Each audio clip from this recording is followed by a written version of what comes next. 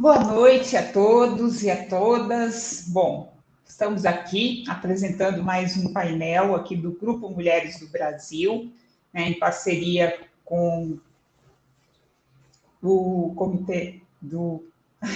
Desculpa, uma erradinha aqui.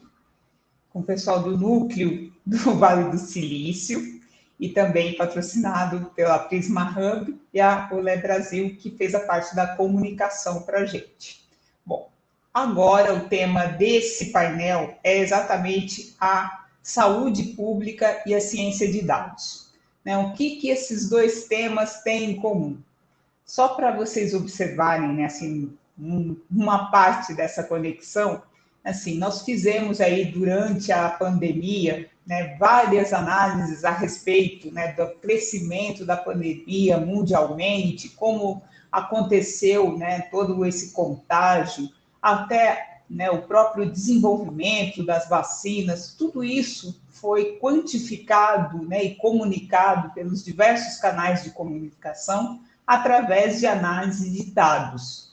Então, a correlação entre os dados, né, a ciência de dados, as análises de dados e a saúde se tornou cada vez mais, digamos, presente e necessária. Essa transformação já vinha acontecendo antes, mas, digamos, de repente, um vírus convenceu todo mundo a adotar os novos canais digitais, a compartilhar dados, e isso, na área da ciência, foi, digamos, o que permitiu que diversos pesquisadores do mundo todo pudessem colaborar com seus dados e, aos poucos, ir buscando aí novos diagnósticos, enfim, criando as soluções para que a gente tenha aí esse enfrentamento da área da saúde, que tem sido, digamos, o grande foco mundial nos últimos tempos. Eu trouxe aqui duas colegas que atuam com dados na área de saúde para a gente conversar sobre esse tema agora nesse nosso último painel. Meninas, entrem para o palco digital. Bom, Bia, pode se apresentar para o pessoal? Boa noite. Boa noite. Meu nome é Bia Fioretti. O som para mim está parecendo com duplicidade, então eu estou um pouco confusa, parece que tem um retorno.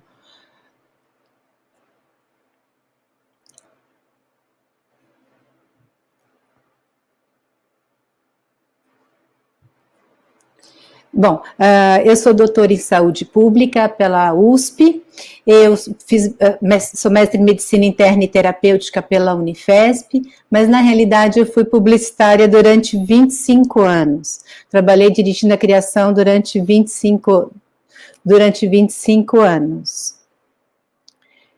E então eu atuo dentro da área de criação e saúde, e principalmente na promoção da saúde e não da doença. E uma das coisas que eu estou trazendo aqui é um trabalho que eu desenvolvi o ano passado, e esse trabalho ele foi baseado num crowdsourcing, num primeiro ensaio clínico randomizado, junto com uma equipe da Faculdade de Saúde Pública, do Einstein e do PROAD SUS, que foi uma maneira de você medir como é que é o impacto junto com, com as mulheres grávidas e desculpa, eu estou meio atrapalhada mesmo por causa desse retorno, acabou vindo 2 vezes a mesma coisa. Mas a gestação durante a Covid, ela causou muito impacto. E por conta do Covid, como é que a gente ia trazer informação para as mulheres usando uma plataforma de crowdsourcing que se chama Pinion?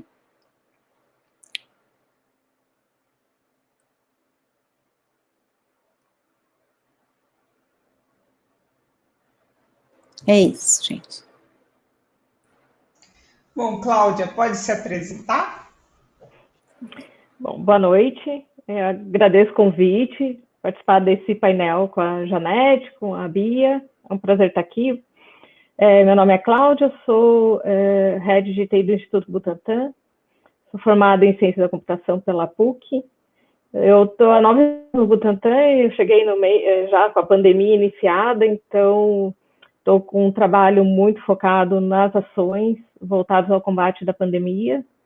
O Butantan ele, tem ações de testagem da população e, recentemente, o Projeto S, né, o projeto que foi desenvolvido em Serrana, para avaliar a eficácia da vacina dentro de uma população, né, de uma cidade toda, né, como que a população, né, e o vírus vai se comportar depois dessa vacinação.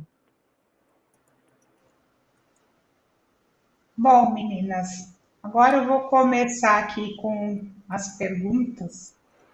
Bom, ano passado, né, a revista Forbes entrevistou o vice-presidente do Open Data Institute e ele colocou que tornar os dados abertos através da publicação na internet, né, de planilhas, sem restrições de acesso, foi a melhor maneira de garantir que as pessoas pudessem usar esses dados para aquilo que elas mais precisam. Como que vocês veem isso, né, esse posicionamento deles, né, em relação aos dados de saúde aqui no Brasil? É fácil coletar dados sobre saúde aqui no Brasil, exatamente nesse momento em que a gente mais precisa? São confiáveis? Como que vocês, né, dentro das áreas de vocês, dos projetos de vocês, sentem essa, né, essa colaboração, esses dados abertos aqui no Brasil, se eles realmente estão sendo assim tão úteis quanto o pessoal do Open Data Institute colocou? Bom, a gente tem 2 tipos de dados no Brasil, né? A gente tem os dados públicos de saúde, os dados do SUS, eles são todos dados abertos. Através do DataSUS a gente consegue fazer muitas pesquisas. E o Brasil é reconhecido com relação a esses dados. Nos últimos anos, com essas mudanças políticas, tem sido mais difícil da gente ter dados atualizados. Então, essas plataformas estão um pouco desatualizadas. Agora, com relação a dados acadêmicos, isso é uma outra questão, porque muitas vezes, ainda mais os periódicos internacionais, acabam querendo a exclusividade dos seus artigos. Então, muitas vezes esses dados ficam fechados até que a gente consiga publicá-los, e depois alguns inquéritos são abertos ou não. No caso desse trabalho que eu participei, eles estão ainda dados fechados, a gente já tem o protocolo da publicação já aprovado, então acredito que o artigo vá logo para o ar, e o que a gente está tentando é que a intervenção gráfica, a intervenção de comunicação, a gente consiga hospedá-la como um trabalho de educação e saúde numa plataforma. Então, existe essa dicotomia entre os dados acadêmicos e os dados públicos. Sem dúvida, o acesso aos dados ele é importante e fundamental para entender a pandemia, a disseminação do vírus e a melhor forma de combatê-lo. Não é simples esse acesso, então, como a Bia falou, o fato de estar desatualizado, isso é um problema muito grande, né, quando a gente fala de Covid-19, porque é um vírus cuja contaminação ela acontece dentro de 14 dias, normalmente. Então, se eu pego dados 14 dias para trás, eles podem ser valiosos para análise da doença, mas não da disseminação. Então, aqui no Butantan, o que nós fizemos foi criar uma plataforma e fazer ações de testagem para que a gente tivesse nossos próprios dados e conseguisse, então, fazer a análise. Então, isso foi feito, o Butantan ele fez testagem em população carente, população carcerária, asilos, e tivemos algumas ações públicas em shopping, e com esses dados a gente conseguiu fazer uma análise rápida, porque ele era online, né, à medida que o processamento do exame era feito, a gente já tinha o dado para analisar. Isso foi muito Cláudia, importante. Então, o Butantan fez a própria pesquisa de testagem? Exato.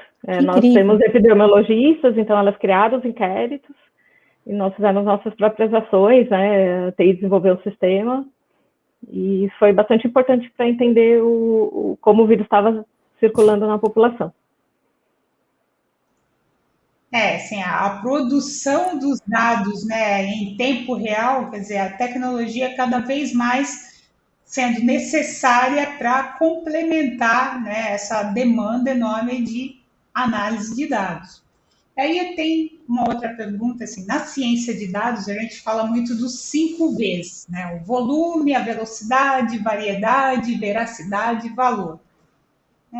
Esse exemplo que a Cláudia colocou é como, né, conseguir garantir nesse universo de, digamos, de colaboração de dados, de geração de dados instantânea, que nós tenhamos isso, assim, volume suficiente para realmente validar uma análise, uma pesquisa científica, na velocidade necessária, com a variedade necessária, exatamente para não correr o risco aí de um bias, enfim, de um desvio, a certeza da veracidade, extrair realmente o valor desses dados.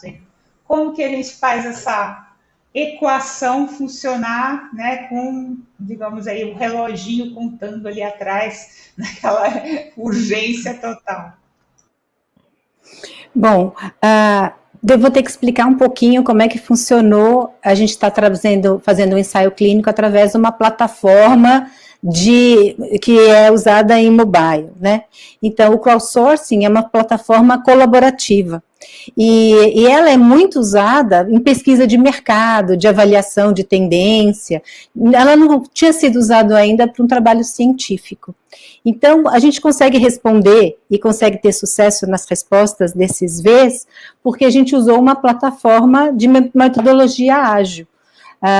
Eles têm mais de 1.800.000 cadastros, estão em 4.000 municípios, que normalmente, a gente tem no Brasil cerca de 5.000 municípios, e a gente conseguiu ter dados quantitativos e qualitativos, né? Então, a gente teve um volume de respostas em 3 semanas de 14.000 respondentes. Como é que funciona normalmente os inquéritos epidemiológicos? O pesquisador é meio corpo a corpo, vai uma e uma pessoa. Como a gente trabalhou isso com o aplicativo, a gente conseguiu ter essa resposta. Ela só não foi mais rápida, porque a gente teve que desenvolveu 8 missões, então ela tinha que fazer um passo a passo, depois que respondia uma, que depois de alguns dias ela recebia outra, então ela tinha um período de mais ou menos uma semana para responder. Então a gente conseguiu trabalhar as 14.000 pessoas respondentes em 3 semanas. E aí, isso que deu a velocidade, né, a tecnologia nessas missões. E a variedade também a gente traz em 2 aspectos, a inovação de ter usado essa tecnologia e a variedade de linguagens, porque você teve a resposta quantitativa e tinha uma opção de gravar áudio. Então, a gente tem todo um trabalho de quali junto nessas gravações de áudio. E a veracidade é porque ele é todo um trabalho humanizado. Você tem realmente aquela pessoa ali atrás, mapeada, e tinham várias fases que essa pessoa precisava manifestar que era ela mesma. E todo o trabalho científico, esse trabalho da pesquisa em si, foi baseado em evidência científica, com instituições de peso, que era o Ministério da Saúde, o Einstein e a Faculdade de Saúde Públicas envolvidas. Tinha a questão do valor financeiro, que essas pessoas, nessas plataformas, elas recebem uma remuneração para fazer esse trabalho. Então, essa remuneração garantiu, pelo menos, o pagamento de acesso à internet para ela, e o valor educativo, né, num processo, que era um processo de uma intervenção de comunicação, que gerou um valor agregado numa mudança, em saúde, numa mudança de prática. Então, eu acho que privilegiou, sim, esses 5 Vs. Sem dúvida, acho que o mais desafiador foi a velocidade, né? Como eu comentei antes, a gente conseguiu esses dados de forma rápida, e isso a gente conseguiu através dessa plataforma. Então, foram realizados até agora cerca de 1,5 milhão de testes, e a gente tem todos esses dados para avaliar, né? Obviamente, houve uma parceria, né, com as prefeituras, então esses testes eles foram para todo o estado de São Paulo, e permitiu realmente visão muito ampla, né, do que estava acontecendo em todo o estado, e isso, sem dúvida, apoiou, né, decisões que foram tomadas. Então, para o Butantan, a velocidade ela é essencial, né? Foi o ponto onde a gente precisou atuar para garantir que esses dados estivessem na nossa mão o quanto antes, né? Antes de que a situação ficasse pior, né? Porque está claro, né, que combater a pandemia de Covid é isolamento, né? E a gente precisa saber quem está infectado para isolar essas pessoas. Realmente tem sido aí uma corrida. E um outro ponto também foi a OMS colocou, né, que o compartilhamento de pesquisas, né, ajudou muito no sucesso aí da descoberta das primeiras vacinas, né, que é claro, assim, todo mundo ao mesmo tempo, né, buscando uma solução e processo normal de desenvolvimento de vacinas, todo mundo desde o início colocou que é no mínimo 1 ano e meio para passar todas as fases com segurança. E a gente viu aí, sei lá, em menos de 1 ano, né, nós temos agora, sei lá, umas 5, 6 vacinas, todas aí, né, sendo utilizadas ao redor do mundo. Então, assim, aí a percepção de vocês, assim, quanto a ciência de dados, o compartilhamento de dados, né, as tecnologias realmente foram importantes para essa, né, acontecer aí esse quase milagre de a gente conseguir essa variedade de vacinas assim em tempo recorde. Cláudia, você quer responder? Depois eu falo, já que ela está diretamente ligada à vacina? Pode ser. Vamos lá. Sem dúvida, esse compartilhamento de pesquisa foi essencial. A gente ter hoje várias vacinas ao redor do mundo funcionando e outras tantas ainda que estão para ser aprovadas. Obviamente tiveram pesquisas que já vinham ali do SARS-CoV-1, né, então já tinha uma experiência prévia com vírus parecido.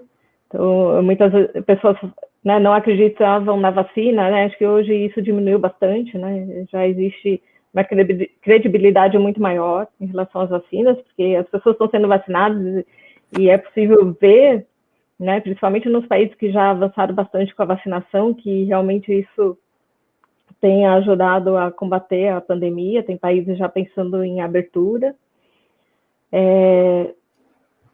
Então, ter esses dados compartilhados foi fundamental. Hoje o Butantan trabalha com a Coronavac, que é uma vacina chinesa, e isso só é possível porque houve esse compartilhamento, né, da Sinovac com o Butantan. Nós devemos iniciar em breve o estudo da Butanvac, que é uma outra vacina que é de um consórcio internacional. Estão sendo feitos testes, né, estudos clínicos também no Vietnã e na Tailândia. Esse compartilhamento, né, desses resultados vai ser bastante importante para a aprovação rápida dessa vacina, que é uma vacina que pretende atender países de baixa e média renda, porque ela usa um sistema de produção mais barato do que as demais, e nós estamos bastante confiantes nessa vacina. E a ciência de dados ela está sendo muito usada no Butantan para a questão realmente da análise de testagem e disseminação, né? Desde o início, com o acompanhamento, a projeção de casos e o que levou, né, a essa conscientização da população da necessidade de uso de máscara e isolamento social. E eu trago esse lado, como toda a minha pesquisa é baseada em pré-natal, gestante, parto, né? A gente estava com uma realidade que era uma doença, uma pandemia, sem saber quais eram os efeitos disso numa gestante. E o Ministério da Saúde ia atualizando portarias. Então, apesar da gente querer estar avaliando nesse ensaio clínico, sem informação sobre gestação e parto em termos de prematuridade, de segurança, que é você evitar que essa mãe e esse bebê vão para a UTI, a gente tinha um mecanismo para estar trazendo informações de Covid também. Então, a gente foi atualizando junto com as portarias do Ministério e como é que funcionava essa dinâmica. Essa pessoa entrava na plataforma, ela se cadastrava e a intenção dela era, se ela não tivesse intenção de ter filhos, era o critério de exclusão dela. Então, não importava se ela estava grávida ou não, porque ela poderia engravidar no meio desse período. E aí ela participava de um questionário e tinha esse trabalho, passou pelo comitê de ética também, ela aceitava o parecer do comitê de o que a gente chama de termo de consentimento esclarecido, e ela entrava nessa questão da intervenção, onde ela tinha as questões sobre parto em geral e sobre parto com Covid. Então essa foi uma maneira da gente trazer e atualizar essa informação para 14 mil mulheres, que foi a população do estudo, de uma maneira, usando mesmo como mídia, né?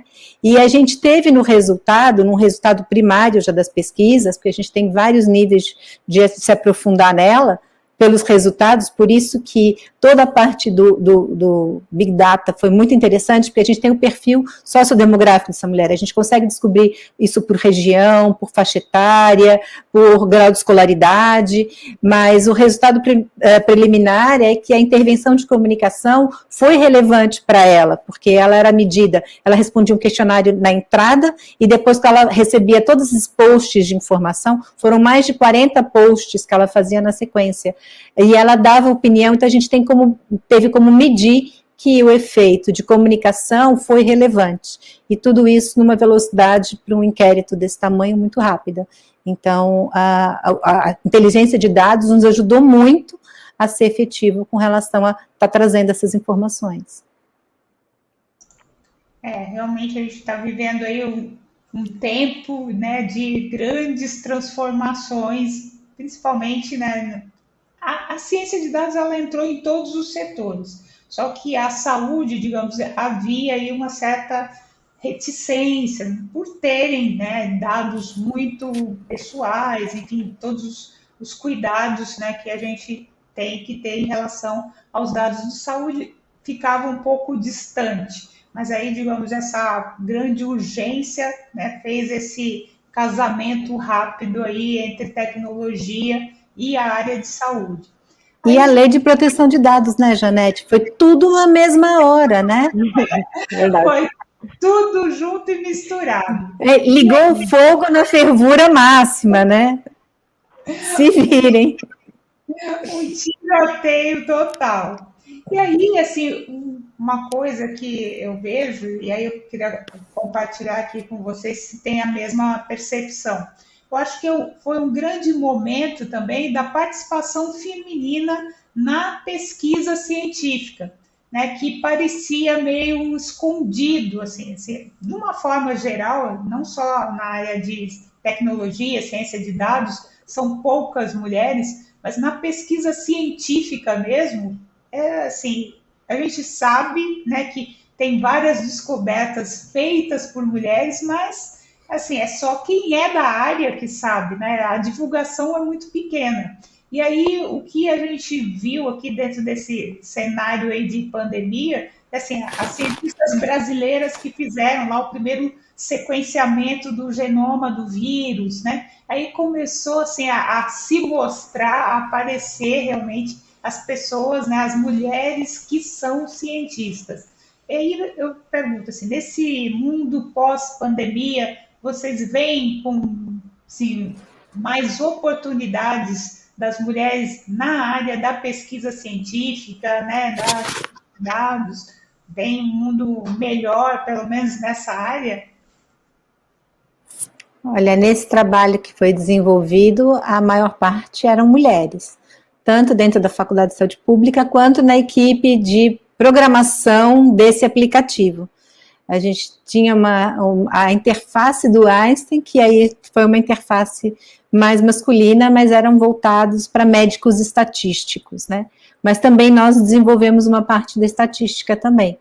Então eu percebo que, pelo menos dentro da academia, a predominância é de mulheres. No Butantan a gente tem uma realidade bem bacana, né? Que 71% do corpo científico é feminino. Então, a grande maioria das pesquisadoras são mulheres. Eu acho que isso é bem bem legal. E foi feita uma pesquisa no mês de março, né, que foi o mês das mulheres, que também 60% das bolsas do CNPq são para as mulheres. Então, acho que as mulheres estão bem nessa área, né? Pelo menos aqui no Instituto. E eu vejo com muitos bons olhos, assim, uma maior participação das mulheres em todas as áreas. É lógico que existem ainda áreas predominantemente masculinas, onde as mulheres não chegam nem perto, né, de serem maioria, mas as empresas elas têm mudado, né, essa visão. Existem vários estudos de que as empresas que têm a inclusão de gênero, elas são mais competitivas. Eu acho que tudo isso está levando para um cenário diferente. Eu acho que tem um caminho longo ainda, né, a ser percorrido, mas as mulheres estão se apoiando mais, né, estão incentivando, criando programas de incentivo, onde tem mentoria, onde são dadas aulas para mulheres, principalmente eu que atuo na TI, sei que na TI tem muita ação nesse sentido.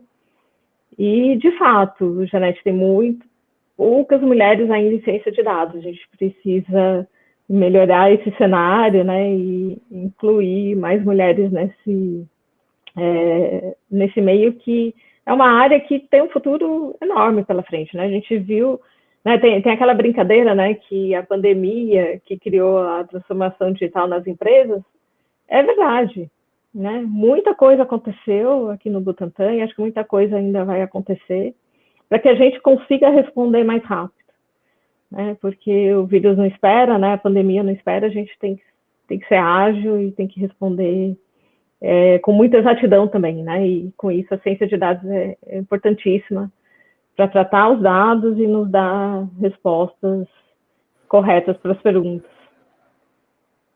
E, Janete, sabe qual foi o nosso maior desafio? Comitê de ética. Porque foi levar a metodologia disruptiva de estar usando uma plataforma de tecnologia associada ao ensaio clínico randomizado.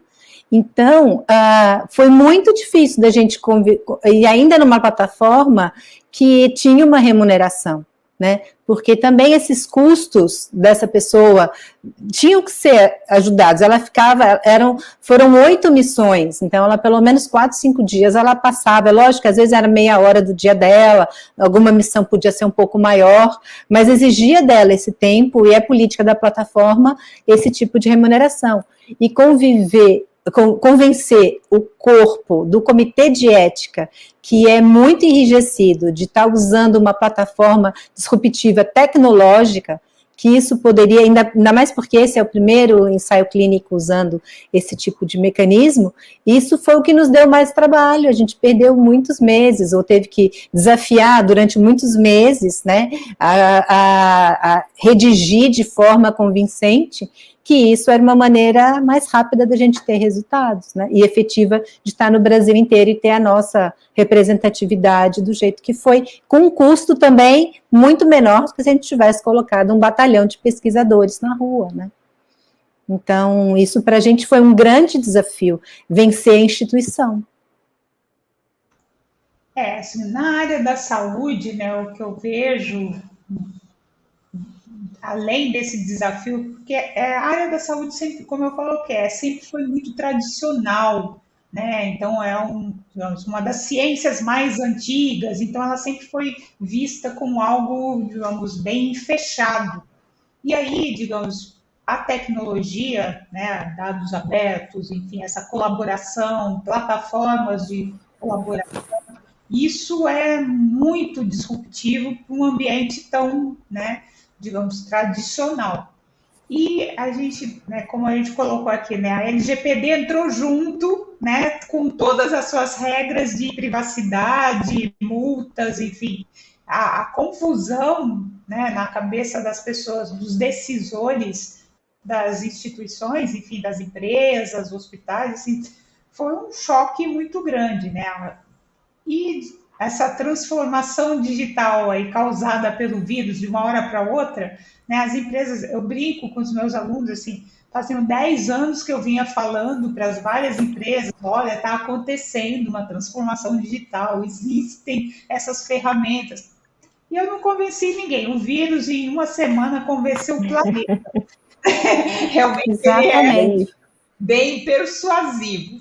Só que, assim, o planejamento, né, a mudança cultural, assim, a pessoa até vira, né, daquele jeito maluco da noite para o dia, mas ela não engole, né?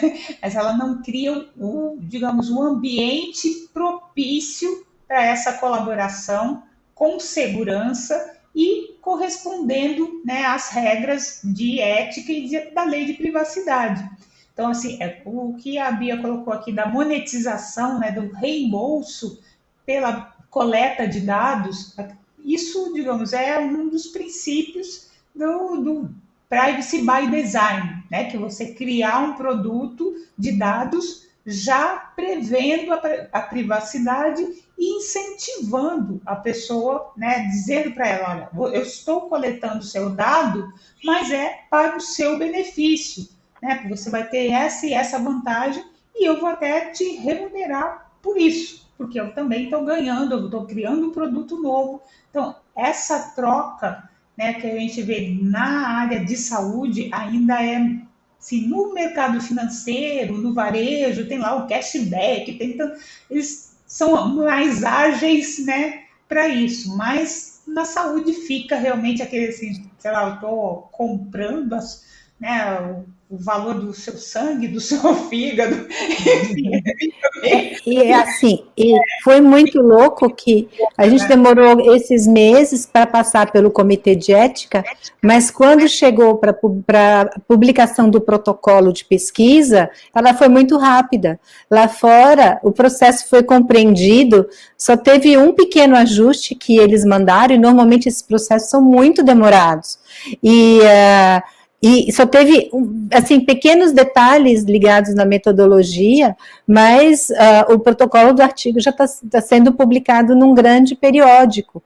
E nesse processo, a gente já teve essa devolutiva social de estar trazendo uma informação que trouxe esclarecimento, que isso conseguiu ser medido pelo dado, né, de como essa pessoa poderia se comportar, mostrando para ela, olha, dentro de uma cesariana com 11, 15 pessoas normalmente dentro de uma cesariana, você pode estar mais arriscado a ser contaminado, então só faça se for realmente necessário. Então, aquelas cesarianas agendadas, a gente estava trazendo esse tipo de informação, né?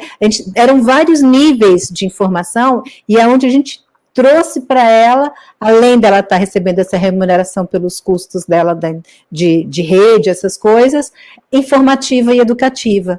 Então, a gente mostra que a comunicação em saúde, ela é uma prática que muitas vezes, ela não é feita, a gente tem cerimônia de estar trabalhando, enquanto que as pessoas respondem muito mais rápido, num nível muito melhor do que a maior parte dos pesquisadores esperam, né, é sempre subjugado, né, informação em saúde. É sempre como se fosse uma coisa muito simples, muito popular, muito o ABC, né, enquanto que a gente pode chegar num nível melhor e mais profundo. E isso os dados trouxeram para a gente, em 6 meses a gente desenhou a pesquisa, implantou, colheu o dado e está publicando uma coisa que demoraria anos, normalmente, né. Muito legal, muito bom. E lá no Butantan, como tem sido isso, assim, né, vocês tiveram aí esse projeto lá naquela cidade, eu esqueci o nome da cidade. Então, como que foi lá o engajamento das pessoas para participar, enfim, dá uma explicadinha para a gente. Como foi. Foi muito bom, foi acima da expectativa. Nós fizemos um censo na cidade de Serrana, né, a partir de setembro do ano passado, que é justamente para fazer um pré-cadastro, né, das pessoas que eram elegíveis para o estudo. Eram pessoas acima de 18 anos. E no censo, a gente fez uma pergunta, né, se a pessoa tomaria a vacina. Na época ainda a vacina não tinha ido para aprovação, e 85% das pessoas responderam que tomariam a vacina. E, na verdade, durante a ação, a gente teve a participação de 98% das pessoas, né, da população. Então, foi bem acima da nossa expectativa. Nós seguimos ali todo o processo de um estudo clínico, então os dados são todos anonimizados, a pessoa ela chegava e recebia uma etiqueta com uma identificação, então a gente não tratava ali mais a pessoa pelo nome, né? A partir dali ela era um voluntário não identificado. Tinha tudo isso que a Bia comentou, né? Passava por um termo, depois uma triagem para saber se a pessoa era elegível, então grávidas não foram vacinadas, nem dependendo de alguma comorbidade também não foi, e depois passava pelo processo de coleta de sorologia e a vacinação. Então o voluntário ele passava de uma hora e pouco dentro das escolas, foram 8 escolas em Serrana utilizadas para esse projeto. A TI montou toda a infraestrutura e o sistema que foi utilizado na ação. E por trás a gente tinha os cientistas de dados trabalhando. Então, em tempo real, a coordenação ela conseguia ver onde estavam os participantes, se a gente tinha gargalo em alguma etapa. Então, já existia uma ação imediata, né? Ou de deslocar voluntários de uma escola para outra, porque às vezes existia um fluxo muito grande numa escola e a outra estava vazia, então a gente conseguia ver isso através dos dashboards criados pelos nossos cientistas aqui de dados. Então foi muito, muito efetivo, né? E também nas primeiras semanas a gente conseguia ver se havia gargalo em alguma etapa e melhorar essa etapa, né? Tornar ela mais ágil, colocar mais pessoas.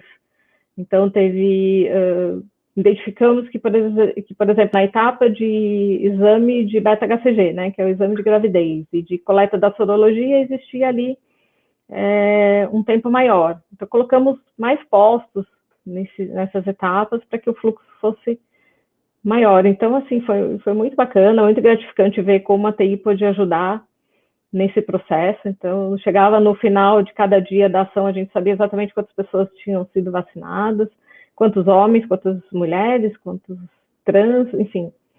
Tínhamos toda essa visão, né, praticamente em real time. A gente tinha ali um delay de 15 minutos entre a captação do dado e a exposição nos dashboards. Todos sempre respeitando a LGPD, nenhum dado com dados pessoais, nenhuma informação com dados pessoais, era basicamente quantitativo, né? Quantas pessoas foram vacinadas e o tempo de cada etapa. Assim, como a gente pode ver, né? Os dados, quando você sabe extrair deles, né, o valor, a utilização, quer dizer, torna todo esse processo decisório muito mais rápido, muito mais claro, né? E fácil, né? A grande dificuldade da área de ciência de dados é juntar esses dados e torná-los, né, digamos assim, legíveis pelos diversos algoritmos, né? Aí é que mora o grande desafio de todos, né? Juntar tudo isso. Um outro ponto, até assim, que algumas pessoas às vezes me perguntam, eu confesso que eu não sei aí responder muito. Eu sei como existem os equipamentos que coletam, mas não sei como é que acontece por trás. É assim, uma coisa que as pessoas muitas vezes questionam é como que, né, o Estado, as cidades, né, os municípios, agora eles falam, tá um índice de isolamento de 40%, de 50%. Bom, eu sei que existe aí uma cooperação, né, das operadoras de celular que fornecem dados, né, para o governo do estado para ele medir exatamente isso, né, se tem circulação. Mas aí, assim, por exemplo, como que isso impacta, sei lá, no caso, vamos lá, de Serrana, né, que vocês monitoraram a população inteira para ver exatamente, né, o movimento deles. Vocês usaram aí essas informações também? Como que fica isso? Nós não usamos, né? Até porque a gente avaliou que qualquer outra ação, além da ação de vacinação, elas poderiam ser conflitantes, né? Então, em Serrana foi somente essa ação de vacinação. A cidade ela foi dividida em 25 áreas, né, e essa vacinação ela foi coordenada em datas diferentes para cada área, justamente para que a gente pudesse entender como que a vacinação ela ia funcionar na cidade, né, na população, sendo que cada área estava sendo vacinada em datas diferentes. E existe também em Serrana uma vigilância ativa. Então, foi um projeto que foi anterior a esse da vacinação. Nós utilizamos também um sistema do Butantan para fazer esse controle da vigilância ativa, onde a pessoa vai no posto, faz um teste PCR, e depois ela é acompanhada pela vigilância, para a gente saber como que a doença ela progrediu naquela pessoa, né? Se ela ficou curada, se ela internou, se ela veio a óbito. Então, com isso também foi possível acompanhar toda a evolução da Covid dentro de Serrana antes da vacinação e agora pós-vacinação também. A gente vai continuar com esse acompanhamento. Foi realmente assim, um ensaio bem, digamos, bem fechado para não ter digamos, interferências, né, dados que pudessem interferir ali no experimento específico. Eu tenho uma dúvida, Cláudia. Todos foram vacinados ou foi uma parte recebeu o placebo e outra parte foi vacinada? Todos foram vacinados. Todos elegíveis, né? Acima de 18 anos e que não tivesse nenhum problema de saúde que impedisse a vacinação. O que nós temos usado, começamos com o Santos de Araraquara, é uma tecnologia de contact tracing, que aí sim, monitorar, né, a circulação das pessoas dentro da cidade. A ideia do contact tracing, ele foi usado em alguns países, é que a pessoa ela faça o uso do aplicativo, ela faça uma autoavaliação e ela se auto-isole, né, para que o vírus não seja disseminado. Então, essa é uma tecnologia que aí a gente pensando, ela está totalmente alinhada à LGPD, né, a Apple e a Google aprovaram o uso do aplicativo, mas as pessoas, a gente percebe ainda muita resistência das pessoas em usar, né, mas garante a anonimização também, nenhum dado pessoal é divulgado. O que é feito por esse aplicativo se eu faço uma autoavaliação e pelo algoritmo do aplicativo, que foi feito em parceria com as epidemiologistas do Butantan. Eu sou uma possível infectada, o aplicativo ele avisa as pessoas que estiveram próximas a mim, de que uma pessoa próxima a você tem, né, possivelmente infectada de Covid. E aí as pessoas já tomam suas devidas precauções, mas em nenhum momento ele vai dizer que sou eu. Né? A pessoa só vai saber que é alguém que ela teve contato. Interessante. É bem legal, é bem interessante esse aplicativo. Bia, na sua pesquisa, você, né, nesse acompanhamento, vocês conseguiram detectar, avaliar assim, os casos de Covid nas grávidas, como que foi? Não, a gente não tinha essa pergunta. A gente trazia, nessa época de Covid, o acompanhante, para você ter um acompanhante, tem que se comportar desta forma. As doulas nos hospitais não estão sendo aceitas. A gente trouxe as portarias do Ministério da Saúde, inclusive, elas mudaram no decorrer da pesquisa. Então, a gente, na hora que foram para as mulheres, porque a gente começou o trabalho mais ou menos fevereiro, março, quando foi outubro que o trabalho realmente foi para o ar, a gente estava acompanhando todas as orientações do Covid, então ela recebia uma orientação atualizada, independente da gente saber, porque eram 14 mil mulheres, não necessariamente todas estavam grávidas, todas poderiam ter a intenção de ter filhos ou tiveram filhos. Isso por quê? Porque ela também é um agente disseminador dentro da comunidade dela, né? Então a gente trouxe a perspectiva dela, de orientação para o objetivo do trabalho não era o Covid em si, era segurança da mãe e do bebê. Então esse é um trabalho do posicionamento do parto como um todo. E a gente trouxe o recorte do Covid. Então, para cada um dos tipos de parto tinha conduta do Covid, de conduta de pré-natal, de acompanhante, trazendo esse esclarecimento do cenário que era o ano passado. Mas a gente não sabia ali, ainda mais por essa questão do anonimato, quem teve, quem não teve, e a gente não tinha esse dado, não. Seria bem interessante da gente coletar, mas a gente tem nas respostas a percepção delas da mudança. Então, como a gente tem o mesmo questionário na entrada e o mesmo questionário na saída, e como eu disse, ele era um ensaio clínico, então metade daquela população recebeu informação sobre parto, e metade recebeu informação sobre fralda. E por que fralda? Porque estava ligada à gestação, mas não influenciava em si nas respostas. E depois todos os 14 mil respondiam as mesmas questões na saída. E aí a gente consegue medir se aquela intervenção de comunicação foi efetiva ou não. Então a gente conseguiu entender que as informações de Covid foram recebidas e elas entenderam qual era o protocolo. Mas não se elas passaram ou não por aqui. Foi uma boa iniciativa, né? Porque até muitas pessoas falaram que por conta do confinamento ia nascer aí as Covidexes, né? Os álcool gel.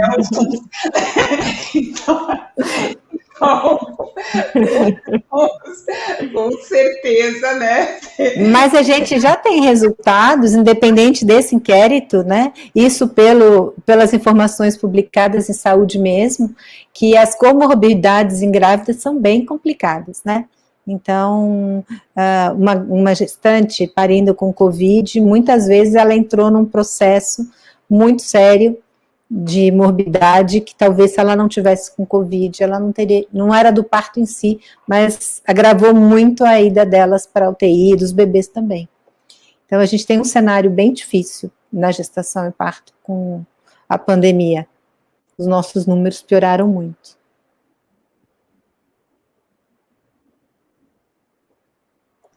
Tá mudo. Oi. Tava mudo. Entrou uma pergunta aqui do pessoal, acho que está mais para a Cláudia. Faz sentido as pessoas se preocuparem porque as vacinas saíram em tempo recorde? Né? Quais foram os cuidados, né, que os pesquisadores, né, tiveram nessa corrida para a vacina? Eu até falei anteriormente, né? Muitas pessoas ficaram preocupadas porque a vacina saiu, as vacinas em geral, né, saíram em tempo recorde. Na verdade, já existiam vacinas sendo trabalhadas contra o SARS-CoV-1. Então, vários laboratórios já tinham feito pesquisas nesse sentido, que foram paradas porque o vírus, ele, na verdade, não se disseminou como se esperava. Né? Ele foi contido. E aí, os laboratórios pararam de investir na vacina para o SARS-CoV-1.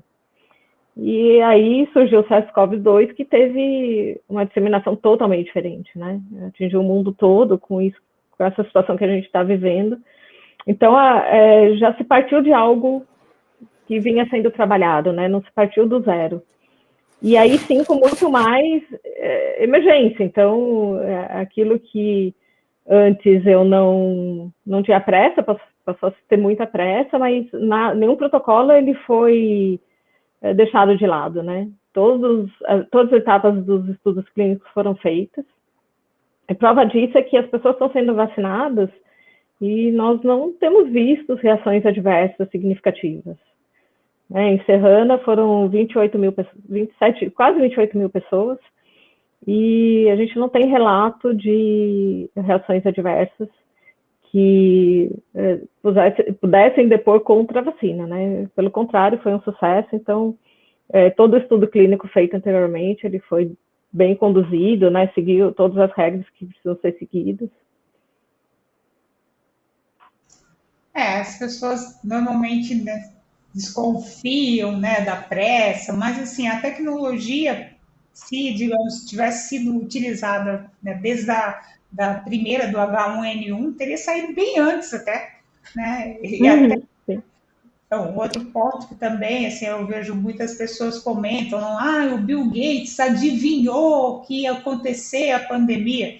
Eu digo, não, ele apenas leu um relatório da OMS em 2010, que por coincidência eu li também, e que previa, né, que depois da pandemia do H1N1, do Ebola, o mundo estaria mais exposto a pandemias e deveria se preparar para isso, porque, né, a capacidade de, digamos, de disseminação é muito maior num mundo globalizado, com as pessoas viajando para todo lado, e seria muito mais difícil de conter, né, uma epidemia antes dela virar pandemia do que era há 100 anos atrás.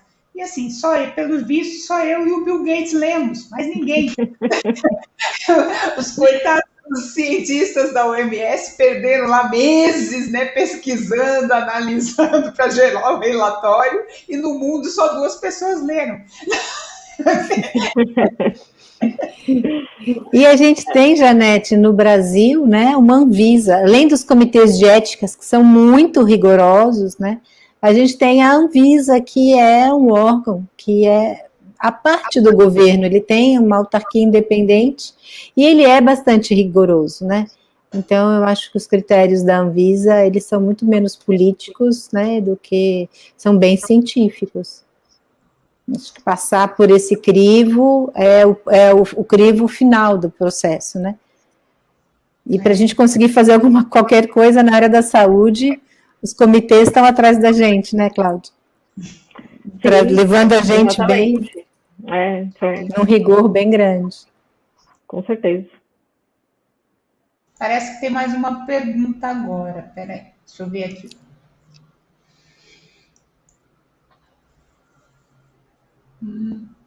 Essa acho que já foi. Agora tem uma do Rafael aqui.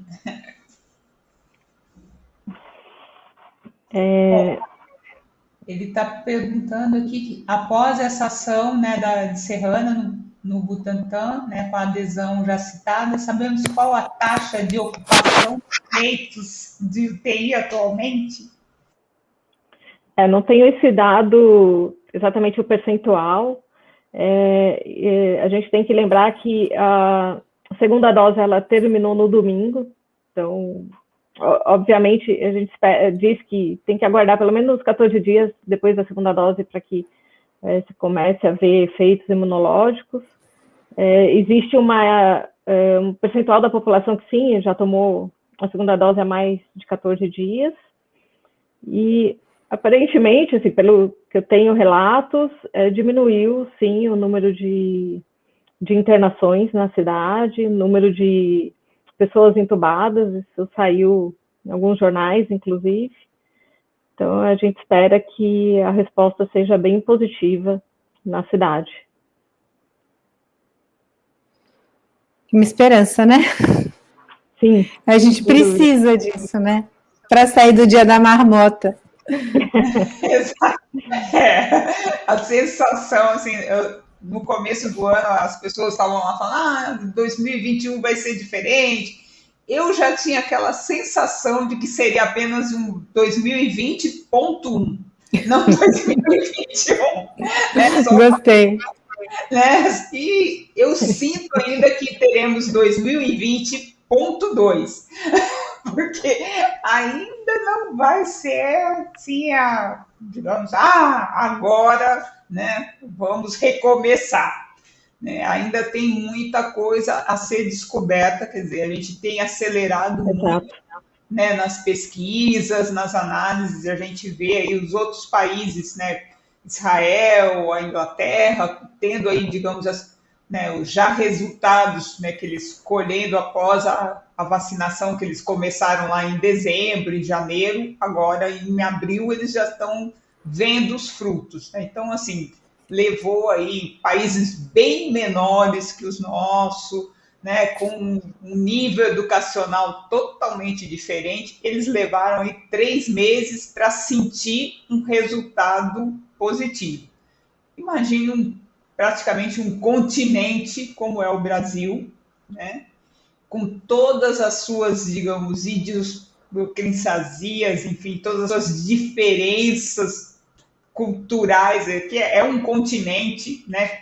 A gente sai de São Paulo, vai para o Pará, parece que é outro país, porque a realidade é completamente diferente. Então, assim, juntar tudo isso e transformar tudo isso, né, diante de um inimigo novo, desconhecido, não só por nós, como pelo planeta, não vai ser nos próximos 6 meses. Né? Assim, a gente tem que ter essa tranquilidade de saber que usar máscara, álcool gel, distanciamento vai continuar. Assim. A vacinação está aí, a gente torce para acelerar cada vez mais, e assim, a ciência de dados ajudando aí, monitorando e apontando os indicadores, mas milagres, né, assim, eles acontecem primeiro dentro da gente, né, quando a gente toma consciência da nossa responsabilidade, junta com todos, o milagre acontece. Mas, sim, num país gigante. E é o que você falou, né, Janete? Assim, a gente não tem muitos dados ainda, né? Então, temos que aguardar, não tem como, né? E é aquela questão, o fato da pessoa tomar vacina e estar imunizada não significa que ela não transmita o vírus. Então, esse dado é importante, as pessoas têm que continuar se protegendo. Bom, Bia, a gente agora está quase chegando aqui no finalzinho aqui do nosso bate-papo. Você tem alguma coisa a mais aí para falar da sua pesquisa para a gente? Eu acho que a gente só tem que torcer para a próxima reunião, né? Talvez a gente já está trazendo resultados de superação de tudo isso, né? A gente está arregaçando a manga, cada um, né, trabalhando em cima da sua área, e imaginar que a gente vai ter cada vez menos risco, cada vez menos morbidade, e que a gente consiga entrar nessa nova era da tecnologia em saúde, né, que a gente a colheita todo esse processo, desse investimento, desse momento, conseguindo uma qualidade melhor para todo mundo, e não esperando outra pandemia, né. A gente sabe que isso pode acontecer, mas a gente espera poder estar lidando com as coisas e estar trazendo os resultados e receitas de uma vida melhor, né? É isso que eu espero. Bom, Cláudia, e você? Fecha aí pra gente. Acho que a expectativa é a mesma, né, de que a gente consiga sair dessa rapidamente. A gente sabe que não vai ser tão rápido, mas as pessoas estão precisando disso, né? Estão precisando voltar para a vida, que não seja a vida de antes, mas uma vida mais normal, mais sociável, né? Que a gente possa encontrar as pessoas que a gente goste, que as crianças, os adolescentes possam voltar para suas aulas, né? Que acho que também é um público que está bastante afetado, né? Eu tenho um filho adolescente, eu vejo o quanto é sofrido, né? Ficar dentro de casa e não ter contato com os amigos. Então, a expectativa é que seja um aprendizado, né? Como a Bia falou, porque talvez outras pandemias possam vir pela frente e a gente saiba melhor o que fazer, né? E reagir de uma forma mais rápida. E eu acho que o respeito pelo próximo é algo que fica nessa pandemia, né? Que é se proteger, para proteger quem a gente gosta, quem convive com a gente. Então, acho que terão frutos positivos, né, apesar de todo o sofrimento. Que o próximo encontro a gente consiga fazer presencial com transmissão para todo mundo, né? Tomara. Tomara que sim. Bom, gente, eu agradeço muito a participação de vocês duas. Realmente é um tema complexo e vocês conseguiram passar aqui de uma forma bem, digamos, simples, né, envolvente para as pessoas. O pessoal está agradecendo aqui, né, as dicas que a gente passou.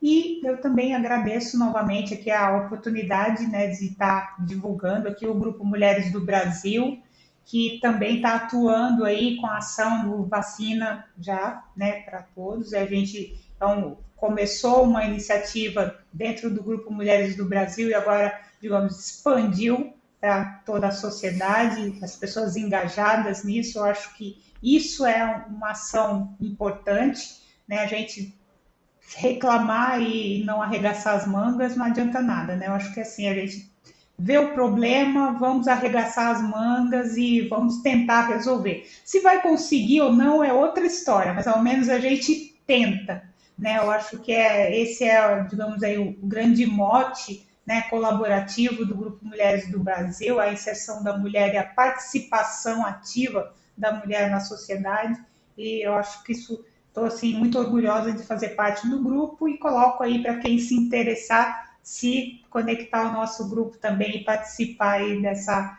iniciativa. E, assim, fechando aqui, agradecendo a todos que participaram, que acompanharam, nós tivemos 3 painéis hoje, né, um sobre ESGs, outro sobre a carreira na ciência de dados, esse sobre a saúde pública e a ciência de dados.